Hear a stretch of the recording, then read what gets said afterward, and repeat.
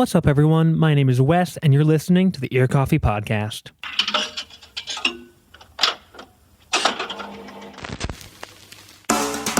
Earlier this year, we were reunited with Drew DeLakes, the songwriter and mastermind behind indie pop ensemble DeLakes.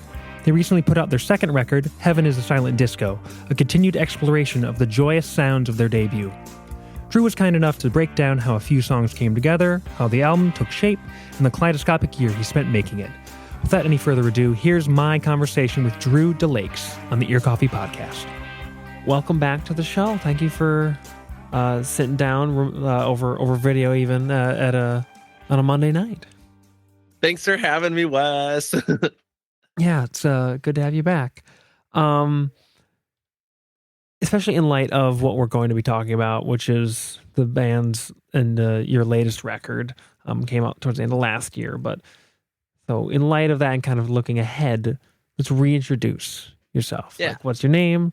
What is your main role and facilitator in the project? Because I know that might be different depending on the song, might be different depending on whether it's live versus recording, but it's all very integral.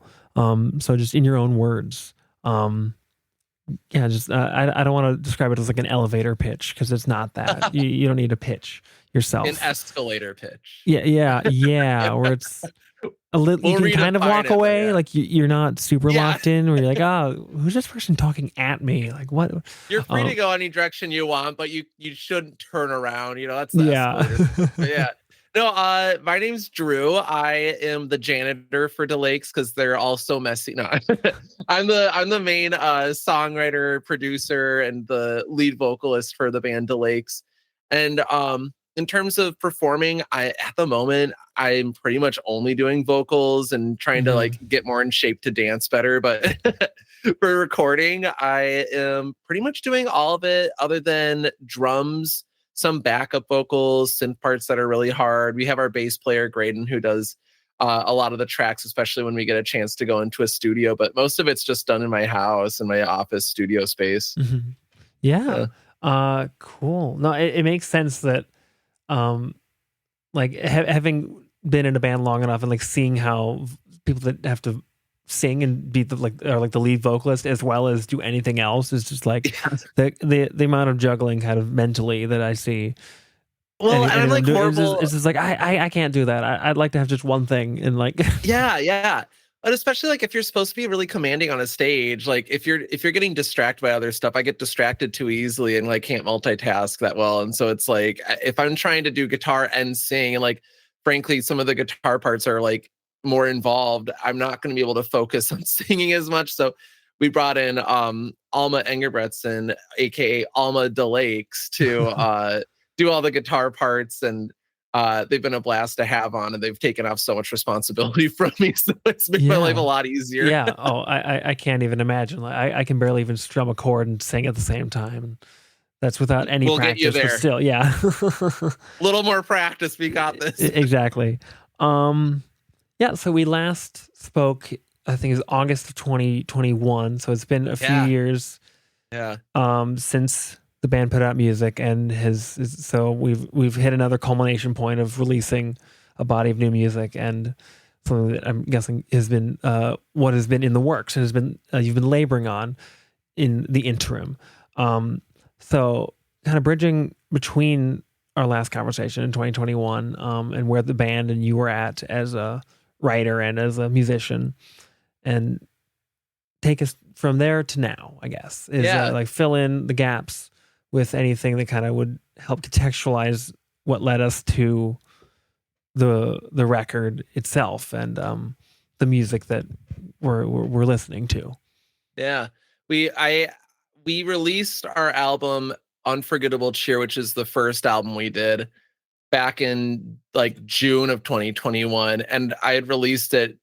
All the songs were about my partner at the time, but at the time of the release, we had actually broken up, but they're all like really happy, super upbeat love songs, which, like that has to happen. It has to be like, it's like a canonical moment in every person's life, I guess. But, so it's like really funny playing all those songs. And I was just trying to figure out, as like, I guess I'd consider myself like pretty optimistic, and I try to be pretty lighthearted with everything I do while still seriously feeling emotion. So it's really kind of a challenge for me to process a breakup while releasing a love album, while also not even just a love album that's titled Unforgettable Cheer.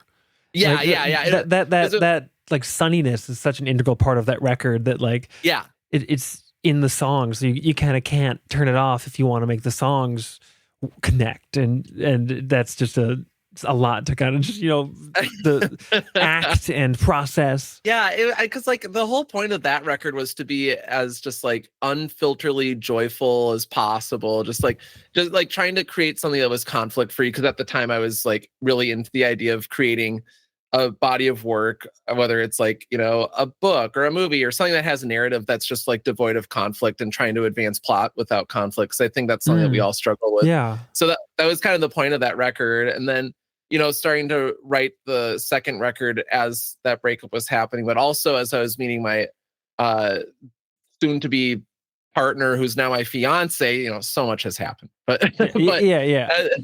As I was kind of writing on that, it was really interesting, because I started having those really like unfiltered, joyful experiences pretty quick after. It was like a very short like experience of grief, but like performing those it gave them a new light, and it made me want to write something really bright and optimistic again, which is what Heaven is a Silent Disco is ultimately supposed to be. It starts off as kind of like an aggressive, like punkish sound that turns into a very indie popish sound. Yeah. The idea of just like breaking free from the shackles of a former relationship into something a lot healthier. So yeah. I think that naturally takes us into talking about the record itself. Is that it's called Heaven is a Silent Disco, came out November 10th of last year. So just kind of at the tail end of everyone's kind of musical radars, which is why we were glad we could take some time at the end of January to catch up and talk about it, because it's worth talking about. I think the thing that first caught me listening to this record was that ambiguity that had entered kind of into the frame, especially in contrast with the previous record, which you were saying, it wasn't like, it was like a tone experiment almost, where you're like everything. Yeah. I'm trying to present something as conflict free as possible. This isn't just like naturally, like I'm not just like the world's sunniest person. Like we're just leaning into that aspect and leaning into the optimism to write the songs, and so that has persisted, and that kind of sense of things. But there's a little bit more variety. There's a little bit more kind of shadow or kind of complexity behind the really upbeat parts, and maybe more even like whimsical parts. Yeah. Because I think it starts off pretty, I don't know, aggressively, but very intentionally.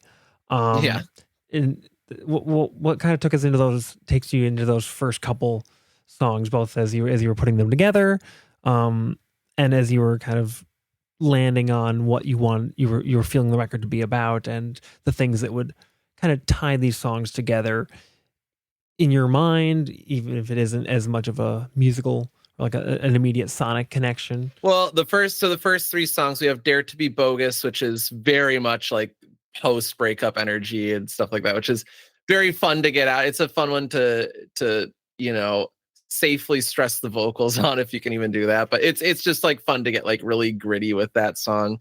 And a lot of it is supposed to be very symbolic. I'm really into like old cinema stuff from like the 70s, especially like foreign 70s horror movie films. So like the La Notte dei Donati is this Italian horror film that's like about curses essentially, and just like what roles they play in our lives. And so like I was kind of playing into that theme.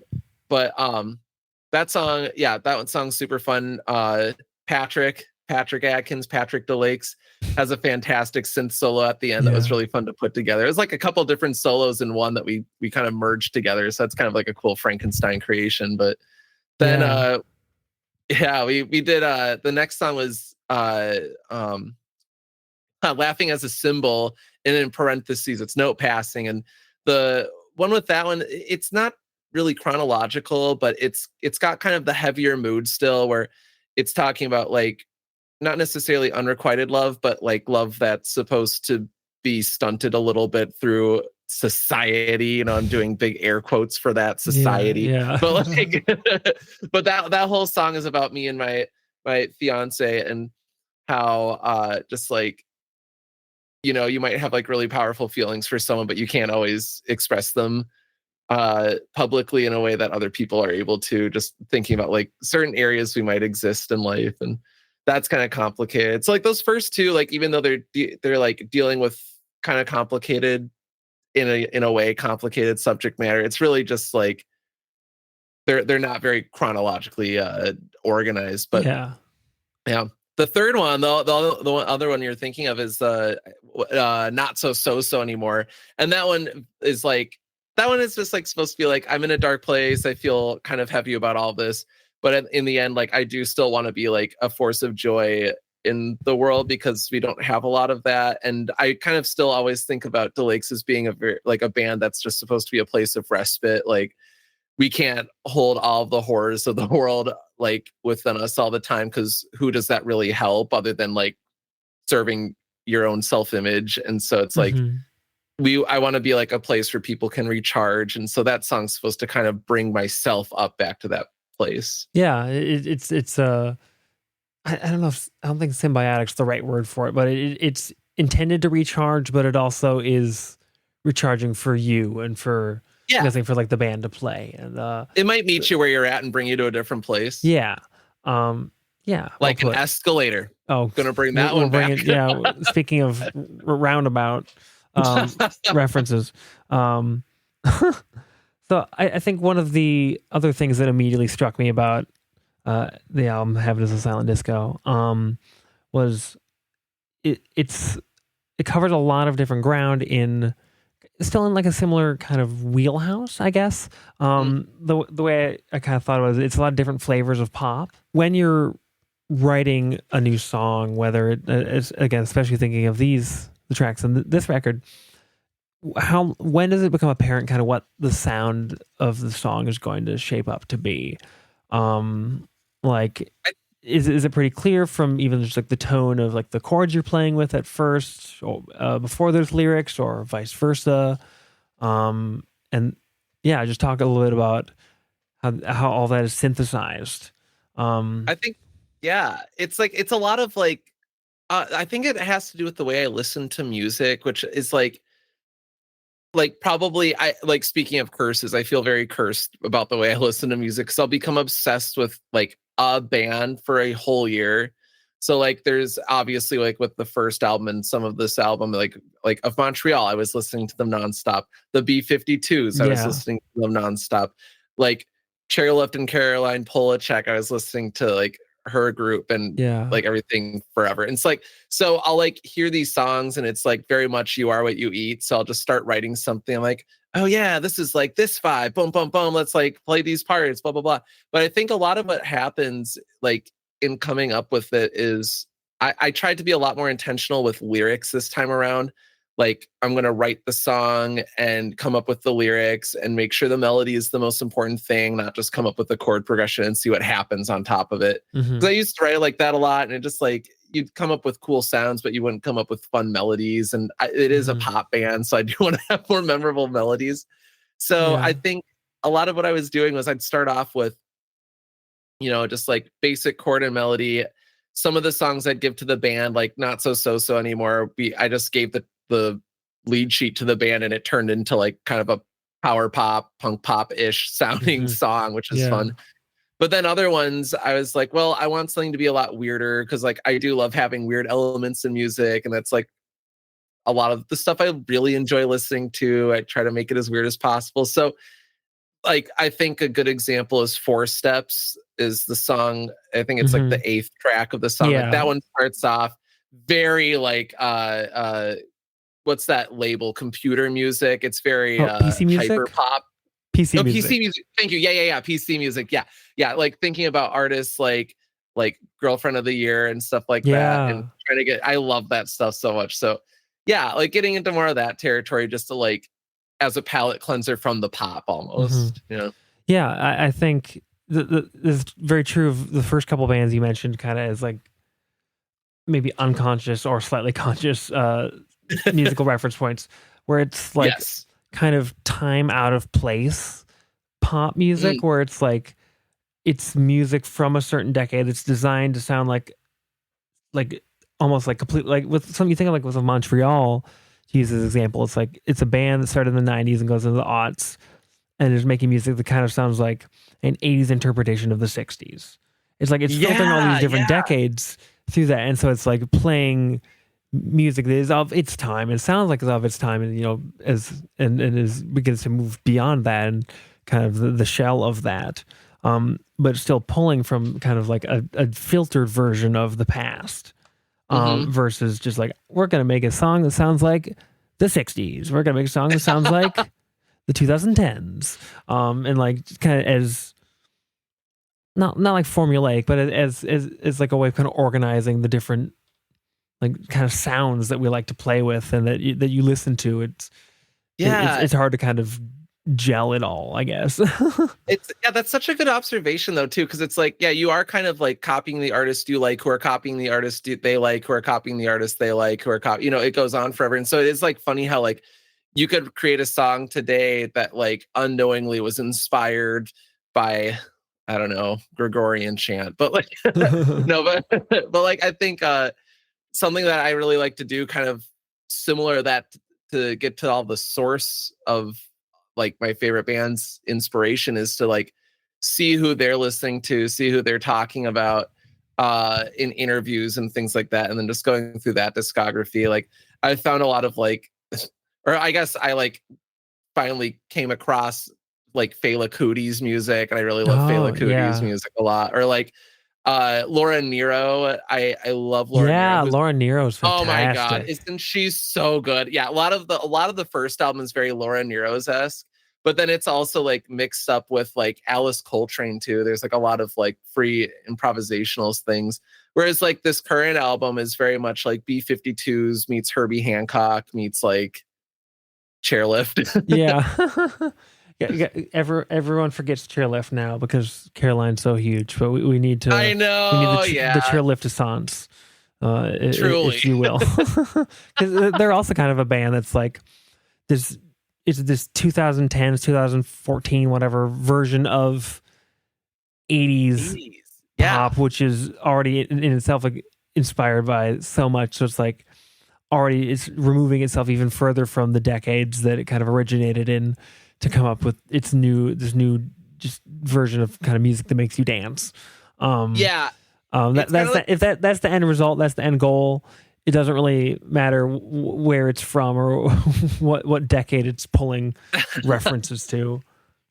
It kind of reminds me of just like if you think about each decade and what inspiration they're drawing from, like the 80s with like so much of returning back to the, quote unquote, the good old days. You hear a lot of 80s music that has 50s chord progressions and things like that. And you kind of like get inspired from like some Motown type chord progressions and songs, but put into like a synthesizer lens. Or even how like early 2000s music, especially in pop and hip hop, like used a lot of modal scales that represented, I'll do more quotes again, but like the Middle East, because it's like, well, I wonder why Americans were thinking about the Middle East in the early 2000s.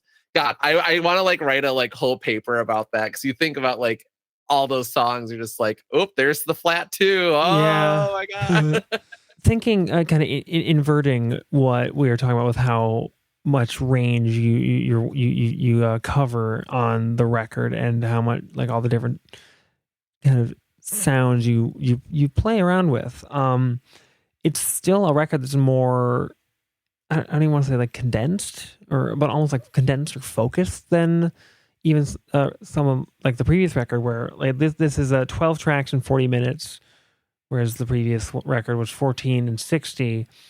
And well, there's like like a 10-minute kind of odyssey with the previous one, and like kind of that expansiveness is part of that music. But that was one of the immediate things that stood out to me, was that everything is like the lengths are all a bit more uniform and kind of structured. Everything is very focused and kind of honed in.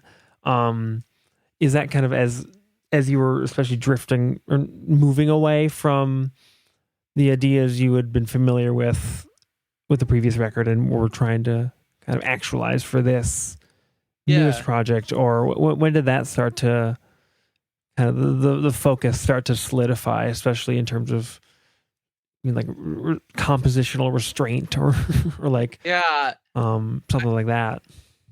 I think we got like really good compliments on the first album, and I felt like really happy and proud of all the work that we did on that. And I think my goal for Heaven is a Silent Disco, our second album, is just like, I want to give people what they want rather than indulge in kind of what we want to do. And so I was really inspired by a lot of the songs that I teach students, because they follow this like extremely formulaic pattern, like verse, chorus, bridge, chorus, outro, like I wanted to see how I could push that. Or like, I think a lot of times musicians love to hate on the idea of like, all these songs are just the same 4 chord progressions over and over again, and they don't change the chord progressions.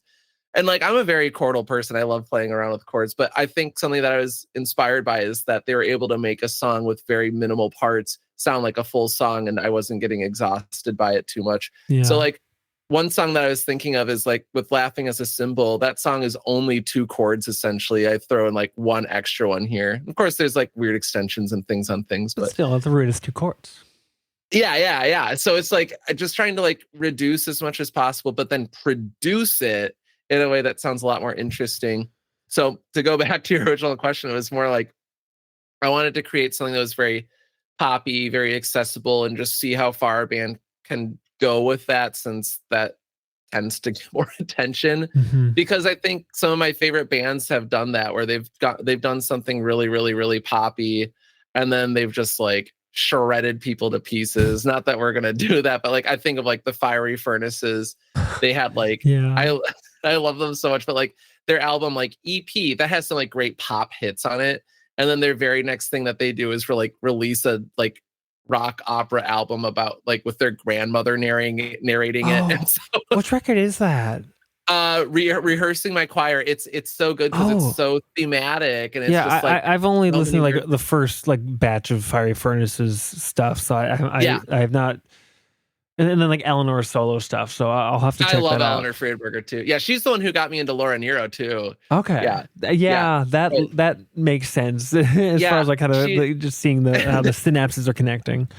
Because it was like years ago, she posted something about like finding some like record store stand in the middle of like some walkway in South America, and she's like, some guy sold me a Laura Nyro album, and I was like, I'm gonna find out who she is. But so like, I love when bands do that, though, just like making something really poppy so that they can maybe just like catch a few more people who are like, oh, I kind of like what you're doing, and be like, cool, do you trust me? Let's go a little bit of a different direction. Making it all smaller so you could make it bigger, and like kind of playing with that instead of just going big and keeping it that way, or going small and keeping it that way. Like, I think like part of the difference too is like, I always love albums that transition. The first album transitions almost entirely through, and this one has a lot of transition points, but like not all of them totally flow together. And I think that gives a little bit of like pause and break and stuff like that. But yeah, with the first album, like I think there was like much more of a unified sound, whereas this one, even though it's more condensed and it's more poppier,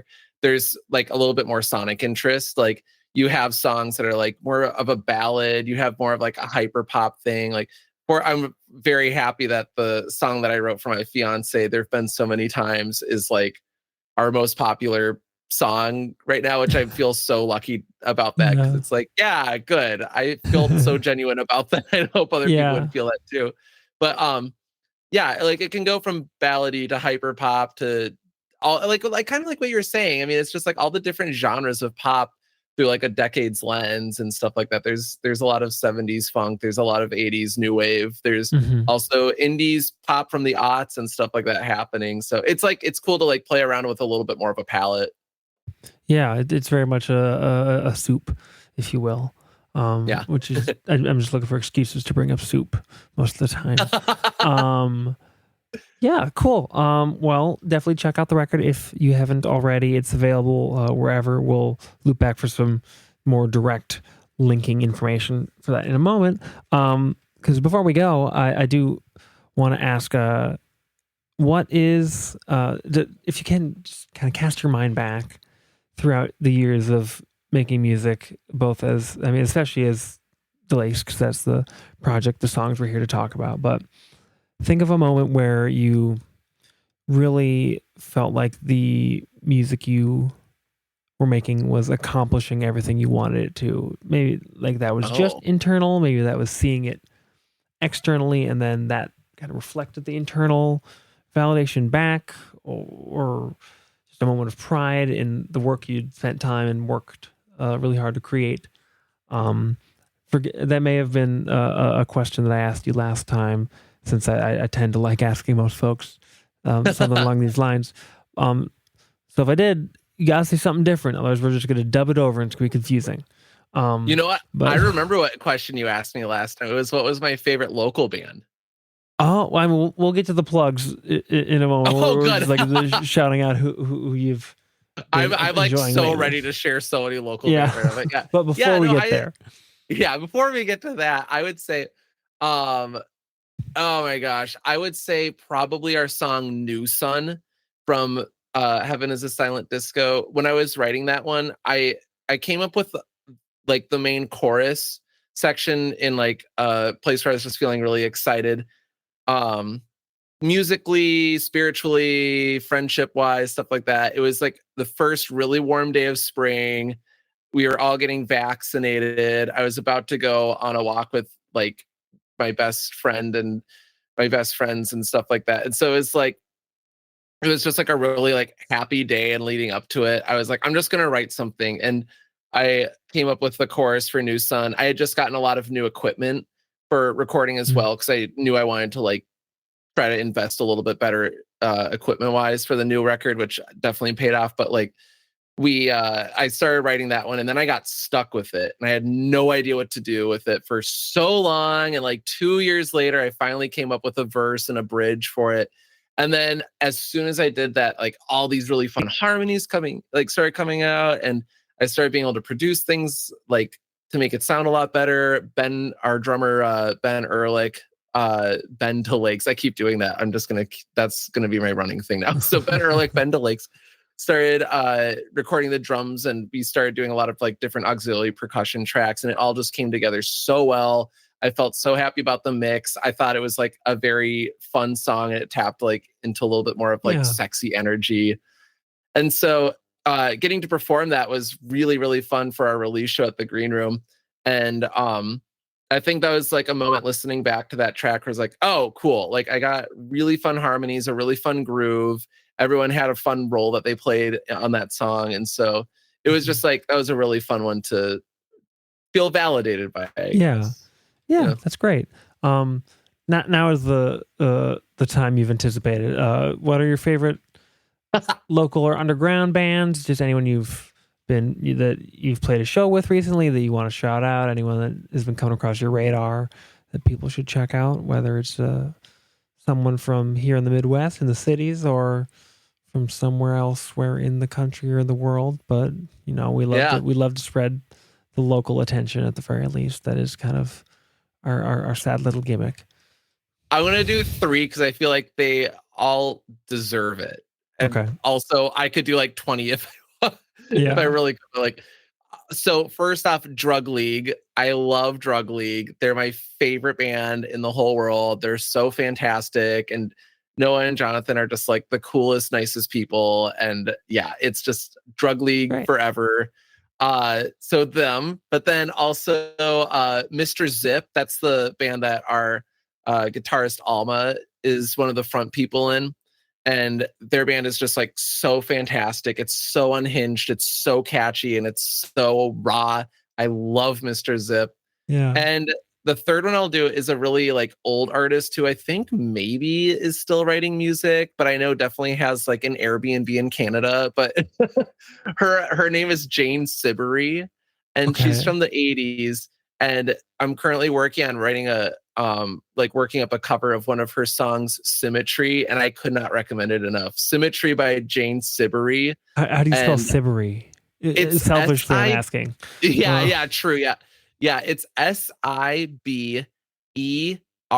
So like SI and then Berry. Yeah. But okay. She's so fantastic. She's like very much the energy of pretty much all of the Lakes. Like it's very, very much that style and kind of more of what I'm leaning into for our third album that we've already started working on. So just like a lot of that. That's how it goes.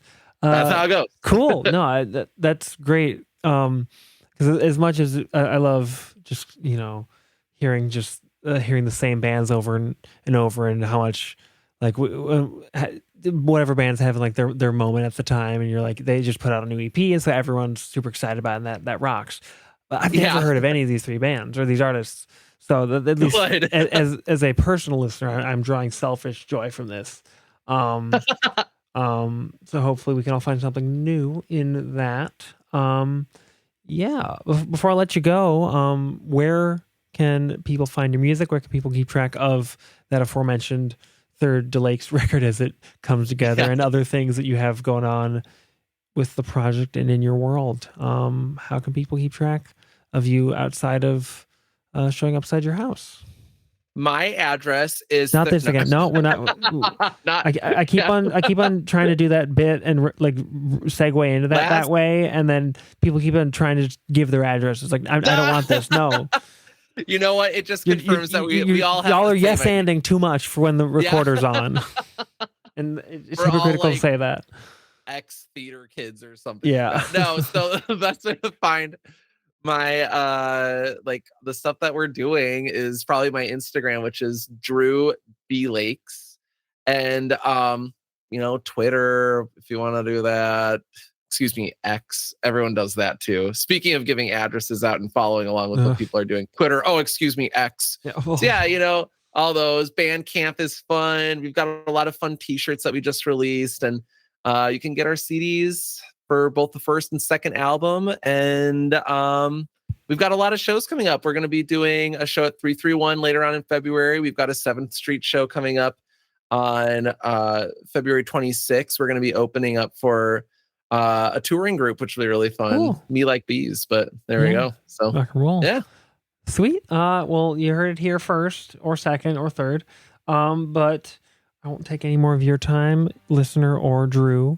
Thank you for the music. Thanks for sharing your time with me tonight. And I'll talk to you soon. Talk to you soon. Cool. Thanks, Wes. Thanks, Ear Coffee. Yeah, thanks, man. You have been listening to the Ear Coffee Podcast. If you like what you heard, please rate, review, and share so we can stand out against the sea of other music podcasts.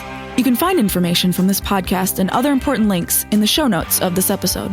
If you would like to support us, please consider subscribing on Patreon for early access to episodes, live sessions, and other bonus content. You can also subscribe to our Substack for a regular newsletter with reviews, ramblings, and other written content. Thank you for listening, and we'll see you next time.